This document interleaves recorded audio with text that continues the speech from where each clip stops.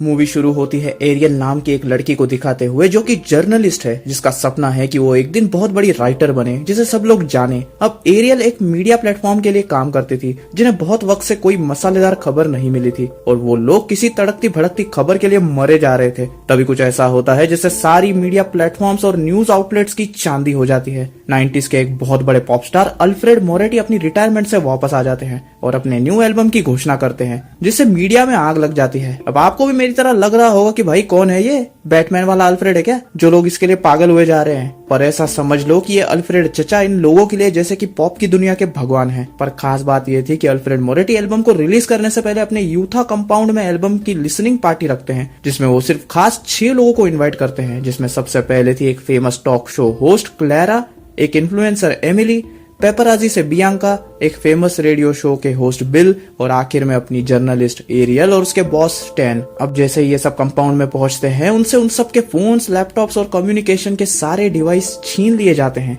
ये कहते हुए कि यहाँ मोबाइल्स और इलेक्ट्रॉनिक चीजें अलाउड नहीं है, खासकर जब तक वो सब यहाँ पर है। पर जैसे ही उनका टूर खत्म होगा उन्हें उनकी चीजें वापस दे दी जाएगी। मतलब भाई इसी से पता चलता है कि कुछ तो गड़बड़ है। फिर हमें पता चलता है कि मोरेटी एक कल्ट का हिस्सा है जो खुद को द लेवलिस्ट बुलाते हैं और मोरेटी के कंपाउंड में बाकी के सारे लोग सब एक सरी के कपड़े पहनते हैं और बड़ा अजीब बर्ताव करते हैं। जहाँ मोरेटी सबका दिल जीतने में कामयाब हो रहा होता है वहाँ एरियल को शक हो जाता है और वो कल्ट के बारे में और जानकारी निकालने की कोशिश करती है।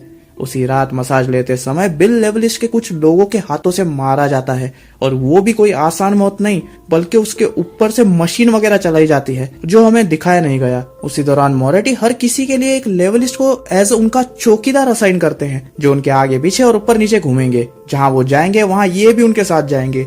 एरियल की चौकीदार बेल एरियल के पूरे कंपाउंड के चक्कर के दौरान लगातार उसका पीछा करती है और एरियल को समझ नहीं आता कि इस पागल से पीछा कैसे छुड़ाऊं। फिर एरियल मोरेटी से मिलती है जो पेंटिंग बनवा रहा था, जहां वो उसके साथ अपनी आइडियोलॉजी शेयर करती है कि उनका ये लेवलिस्ट का ग्रुप आखिर काम कैसे करता है। जब मोरेटी पूछता है कि मतलब, तो एरियल कहती है मतलब हर रिलीजन कुछ न कुछ करता है, जैसे क्रिश्चियंस चर्च जाते हैं, जीसस को मानते हैं, मुस्लिम्स मेक्का के सामने प्रार्थना करते हैं। जिस पर मोरेटी कहता है कि तुम ऐसे ग्रुप को क्या कहोगी जो एक साथ कुछ भी नहीं करता? तो एरियल कहती है BJP. I am just joking guys, वो कहती है कांग्रेस। अब मैं सच बोल रहा हूँ। जिस पर मोरेटी हंसता है और कहता है पर एक चीज है जो हम साथ में करते हैं, तुम देखना चाहोगी? और फिर वो एरियल को एक टेंट में लेके जाता है जहाँ एक आदमी पागलों की तरह ऑयस्टर यानी सीप उन्हें एक एक करके चाकू से खोल के देख रहा होता है कि उसमें मोती है या नहीं, जिससे वो मोतियों का नेकलेस बनाते हैं। एरियल पूछती है कि तो ये 100 ऑयस्टर्स में से कितने मोती निकलते हैं? जिस पर मोरेटी कहता है उतने ज्यादा भी नहीं, जो कि सच में बेवकूफी भरा काम है।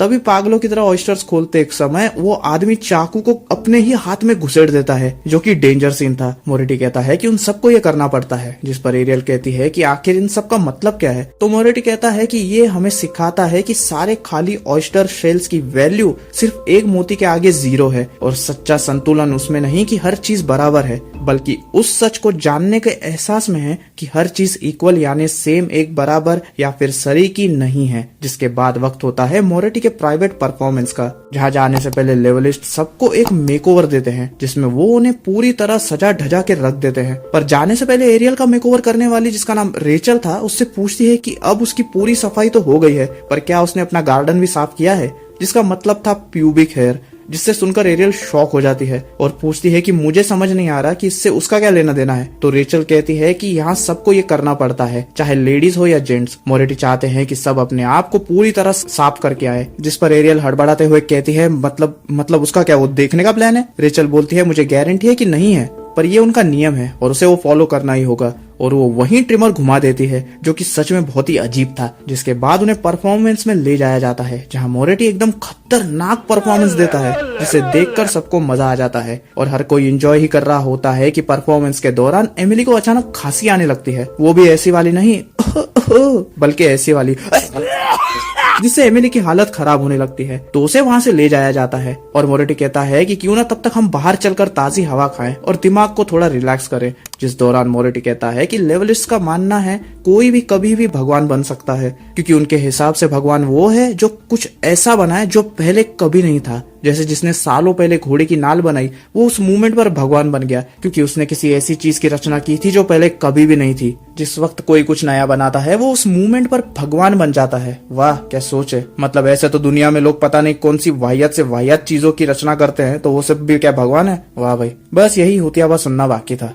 पर एक कल्ट से आप और क्या ही उम्मीद कर सकते हो। खैर एरियल अपने बॉस स्टैन को कहती है कि कैसा रहेगा अगर वो इस कल्ट के ऊपर एक आर्टिकल लिखे, पर अचानक से एक उड़ता तीर खपक्कन करके स्टैन के सीने में घुस जाता है, जिसे देख एरियल हैंग हो जाती है। तभी एक बच्चा आकर स्टैन से माफी मांगता है कि वो सिर्फ प्रैक्टिस कर रहा था, पर गलती से उसकी उंगली स्लिप हो गई और तीर उसे लग गया। जिसके बाद रात को एरियल स्टैन और बाकी लोगों से बात करती है कि क्या तुम लोगों को कुछ अजीब नहीं लग रहा? उन्होंने हमारे फोन ले लिए, हमारे लैपटॉप्स ले लिए और हमारी बाहरी दुनिया से कोई भी कांटेक्ट नहीं है। वो हम पर 24 घंटे नजर रख रहे हैं और शायद हम क्या बात कर रहे हैं उसे भी सुन रहे हैं, और लोग गायब हो रहे हैं। क्या तुम पोंगो को ये अजीब नहीं लगता? लेकिन उन पागलों को तो इसमें कोई गड़बड़ नजर नहीं आती। और स्टैन कहता है तुम्हें क्या लगता है मिस्टर मोरेटी ने इतना सब इसलिए किया ताकि वो हमारे सेलफोन्स और लैपटॉप चुरा सके? बेसिकली एरियल को छोड़ के इन गधों को कुछ अजीब नहीं लगता। अगली सुबह एरियल उठते ही बिल और अपने सेलफोन्स को ढूंढने का प्लान बनाती है और वो अपने चौकीदार बेल को येड़े में निकालकर खिड़की से बाहर भाग जाती है। उसे कंपाउंड में एक बान मिलता है जो मरे हुए जानवरों से भरा हुआ था। हालांकि बिल की लाश भी वही थी जिस पर एरियल का ध्यान नहीं जाता,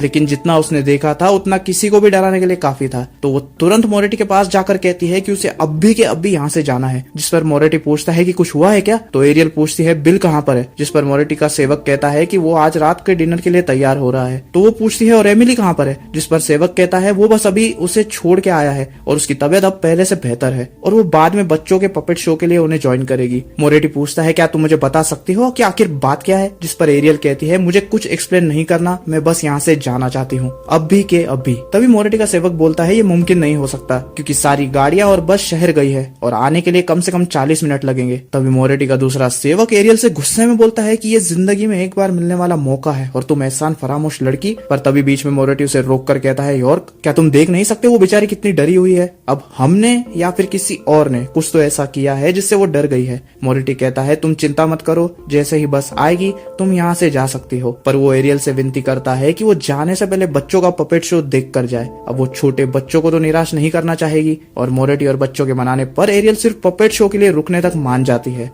जिसके बाद पपेट शो शुरू होता है जिसका नाम था बिली की दुखी जिंदगी। और ये बहुत ही अजीब शो था। मतलब बच्चों ने कठपुतलियों के सर के जगह मरे हुए चूहों के सर लगाए हुए थे। ये पपेट शो चूहों के ग्रुप को दर्शाता है जो कि जर्नलिस्ट, क्रिटिक्स और पेपराजी थे जो बिली को आड़े टेढ़े सवाल पूछकर हरास कर रहे थे। तभी वो बीन बैग जिस पर एरियल बैठी थी अचानक से हिलने लगती है, जिसे देख सब डर जाते हैं। तभी वो बीन बैग फटती है और एमिली उसमें से बाहर निकलती है जिसके थोबड़े की हालत ऐसे थी जैसे किसी मेंढक ने उसकी कस के पप्पी ली हो। उसकी जीभ, चेहरा और आंखें फूल चुकी थी जिसे देख सबकी फट जाती है। वो पूछते हैं कि आखिर एमिली के साथ ये क्या हुआ है? तभी मोरेटी कहता है कि जो भी केमिकल एमिली ने इंजेस्ट किया था उससे उसके बॉडी का हर वो पार्ट जिसमें पानी है वो फूल रहा है। भाई बॉडी में 60% पानी ही है, मतलब एमिली के तो लग गए। तभी मोरेटी नीचे लेटकर एमिली की फूली हुई आंख को सिर्फ टच करता है और उसकी आंख से गंदी पिचकारी निकलती है जो मोरेटी के चेहरे पर उड़ती है और वो गुस्से में पागल होने लगता है। और अब जाके इन पागलों को समझ आता है कि एरियल सही थी और यहाँ कुछ भी सही नहीं है और वो सब वहाँ से भागने लगते हैं। लेकिन द लेवलिस्ट उन्हें पकड़ लेते हैं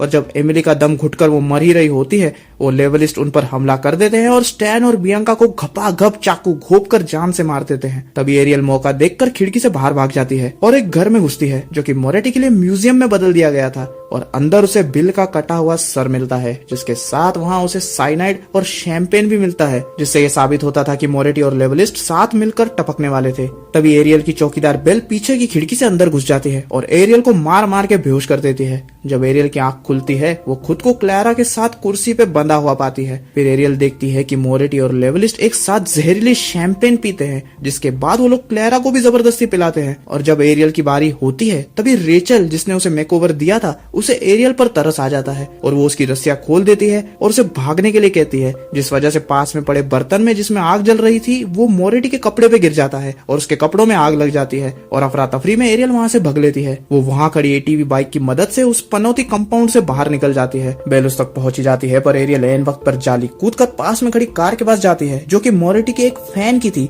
जो वहाँ मोरेटी के एक झलक के इंतजार में वहीं अपनी कार में रह रहा था। एरियल उस पागल पे हमला करके उसकी कार लेकर भाग जाती है। अगली सुबह वो पुलिस को वहां लेकर आती है जहां उन्हें बिल, स्टैन, क्लैरा, एमिली और बियांका की बॉडीज मिलती है और मोरेटी वहीं बैठा पियानो बजा रहा होता है। लिटरली आई मीन कोई भी डर नहीं है चाचा को, पर एक भी लेवलिस्ट वहां नहीं होता और पुलिस मोरेटी को बिल, स्टैन, क्लैरा, एमिली और बियांका को भगवान के पास भेजने के जुर्म में गिरफ्तार कर लेती है। फिर स्टोरी सीधा 2 साल बाद शिफ्ट होती है जहां अब एरियल का सपना पूरा हो चुका था और वो एक फेमस राइटर बन चुकी थी क्योंकि उसकी novel Our Time in the Sand धड़ाधड़ बिक रही थी क्योंकि इस नॉवेल में उसने उस कर्ट और मोरेटी के कंपाउंड में बिताए अपने वक्त के बारे में लिखा था और इस नॉवेल के वजह से एरियल अब हर जगह छाई हुई थी। पॉडकास्ट, इंटरव्यूज और एक पॉडकास्ट के दौरान एरियल को मोरेटी के वकील या फिर उसके असिस्टेंट का कॉल आता है जो उसे बताता है कि मोरेटी उससे मिलना चाहता है। जब एरियल उससे मिलती है तो पूछती है कि आखिर बाकी लेवलिस्ट की बॉडीज कहाँ गई और उसने जिन 5 लोगों को भगवान के पास पहुंचाया वो क्यों और किस लिए। जिस पर मोरेटी कहता है कि उसे उनसे बदला लेना था जो एक आर्टिस्ट को क्रिटिसाइज करते हैं और क्रिएटिविटी को रोकते हैं। और रही बात लेवलिस्ट की तो वो सब अब भी जिंदा है और सोसाइटी के बीच छुपे हुए हैं और उनके ज्ञान और कल्ट को दूसरे लोगों तक फैला रहे हैं, जिससे एरियल ने खुद अनजाने में अपनी लिखी किताब से दुनिया के सामने लाया। जिसके बाद वो एरियल को उसका नॉवेल दिखा के थैंक्स बोलता है और वहां से चला जाता है और एरियल पूरी तरह शॉक हो जाती है। और एरियल को ऐसा क्या समझ में आया जिससे वो शॉक हो गई है मैं आपको मूवी के थ्योरी में बताऊंगा। जिसके बाद वो एक टीवी इंटरव्यू करने जाती है जहां वो होस्ट के गले में लेवलिस्ट वालों का मोती का नेकलेस देखती है और उसके पैरों के नीचे से जमीन ही खिसक जाती है। तभी मूवी वहीं खत्म हो जाती है। अब बात करते हैं इस मूवी के थ्योरी के बारे में। अब आपके दिमाग में भी बहुत से सवाल होंगे कि आखिर एरियल को एंड में मोरेटी से बात करके ऐसा क्या समझ आया या क्या पता चला जिससे उसके पैरों के नीचे से जमीन खिसक गई। तो जो भी एरियल के साथ हुआ शुरुआत से लेके एंड तक, मतलब मोरेटी का नया एल्बम रिलीज करना और फिर उसका मोरेटी के कंपाउंड पे जाना, उसका उनके कल्ट के बारे में जानना और यहाँ तक के एंड में रेचल का एरियल की रस्सियां खोल के उसे भागने के लिए कहना तक, सारा उनका पहले से प्लान था। जी हाँ, लास्ट में मोरेटी और एरियल के बातचीत के दौरान मोरेटी एरियल को बताता है कि ये सब उनका प्लान था जो कामयाब हुआ। एरियल उससे पूछती है तो आखिर मैं ही क्यों, जिस पर मोरेटी कहता है कि वो दूसरे क्रिटिक्स या राइटर्स की तरह मतलबी और लालची नहीं है। उसने कभी अपने फायदे के लिए किसी आर्टिस्ट को नीचा नहीं दिखाया और उन्हें अपने काम के लिए ऐसी ही इंसान की जरूरत थी जो मन से साफ हो। और उस दिन वो सारे लेवलिस्ट कहीं गायब नहीं हुए बल्कि वो लोगों के बीच रहकर एरियल की बुक के जरिए अपने कल्ट को और बढ़ा रहे हैं। और आज देखो पूरी दुनिया को उनके कल्ट और उनकी टीचिंग्स के बारे में पता है,